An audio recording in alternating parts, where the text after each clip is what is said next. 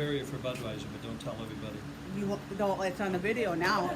Hi, my name is Anne Marie, and I'm a member of the Sunfire Stable show team with another installment of I Signed Up for the Show Team.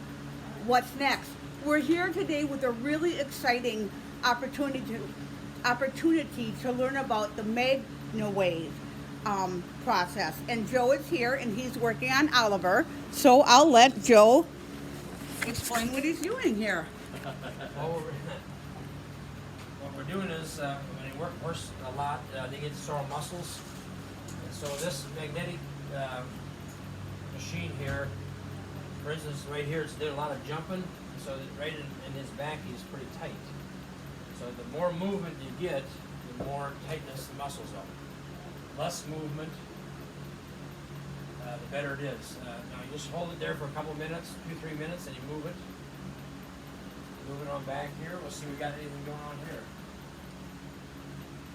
Not so bad. This one's not bad, but I got a little bit. You always want to have some movement.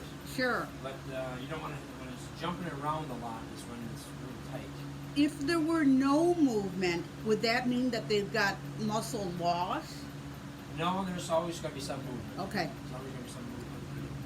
A lot of times we hit a spot that's a little tight on them. They'll, as you see, the horse is looking around. He sure is. They'll move their shoot them off a lot. They settle in. It seems like they're a little antsy at first. It ticks, so that unit ticks like a fence. Oh. So they kind of equate that to the fencer. So they're like, what's this guy doing? But after a few minutes, you saw him drop his head and lick and chew. They really settle in. Wow. Becomes Right pretty here, relaxing. right here we have nothing going on here, so there's no movement here. So those are what you would consider non-problem areas for the most part. Right. It doesn't seem to be a problem area. We'll move up on here. Right We're not there. necessarily always doing this just to find a problem. It could just be kind of a maintenance issue. isn't it? Therapeutic. Yeah. Right there's a spot there that's got some extra movement there. His head's dropping down. Nope. Let's move up here and see what we got here.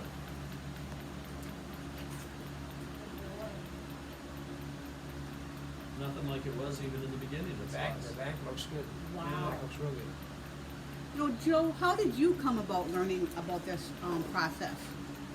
Well, I got into this a couple years ago. I've been shooting horses for about 23 years, and so I was looking for another way to make some revenue, not having to work quite as hard. So anyway, I started studying it and had my horses worked on. I kind of liked the results, so then I went and bought a machine and just learned how to do it online.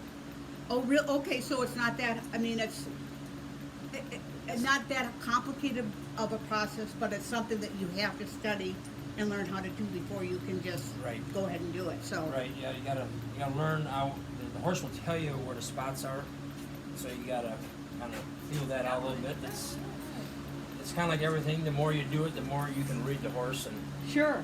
show you what's going on. But that spot's pretty good. A lot of times you get up to the neck here, they have spots up here that are usually pretty jumpy.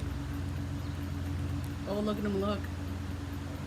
What's nice about doing this is you can finish doing this. Usually a half-hour treatment, Okay. and you can get on and ride them right away. So there's no downtime. No At all. downtime, and In fact, it's beneficial, perhaps in some cases. A sport horse or a performance horse, yeah, a lot of loosen them people- up. Loosen them up a little bit, get them relaxed. A lot of people use it right before you go in the ring. How about for themselves? For myself, If you want to put it on yourself, oh yeah, people do on their shoulder. I've used it on my back many times. Oh, for Pete's sake! Now they do this also. They make a platform that they'll put the horse's hoof on, and you'll see that at the arena before they go in for the show horses to stimulate their feet. Oh. It's all it's doing is loosening things up, stimulating their foot. You gotta try to get all the edge you can if you want to go try to have a good show, you know. So, Absolutely.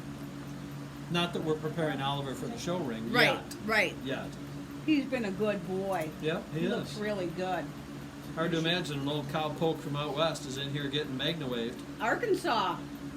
Arkansas, yeah, he's came a long ways. Yep, that's where Gage came from too. Oh, really? Yeah, he came from Arkansas. No, we do about 10 minutes on each side, and then we go 30 minutes total for our treatment. And a lot of times you'll see when you come back from the other side, it loosens up this side. Okay. And work on the other side. But you start pretty much from the top, you know, from the top of their neck and work back, or you work at the body and then. Usually I start up by the neck and Okay. work my way back. Okay.